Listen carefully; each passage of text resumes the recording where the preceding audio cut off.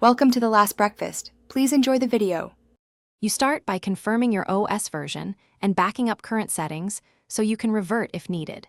Next, open File Explorer and enable hidden items and file name extensions so you can access configuration files. This matters because many tweaks require editing system or Explorer-related files. Create a dedicated folder for any background images and keep them reasonable in resolution to avoid performance hits. Once done, you're ready to locate the Explorer theme or background configuration to modify the visual layering. You'll now find the specific place to change the background, either a theme file, a registry key, or an Explorer config file depending on your method. Use an image in a supported format and resize it to avoid slowdowns. That's why optimization matters. Export the targeted registry keys or copy configuration files first so you have a clean restore point.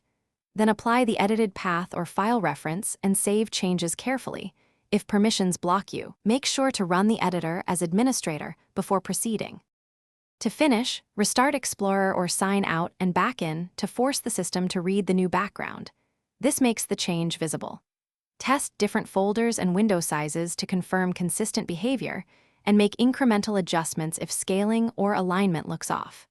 If things go wrong, restore the exported registry keys or copied config files and reboot. That single undo fixes most problems. One key troubleshooting tip: verify file path accuracy and file permissions first, because incorrect path.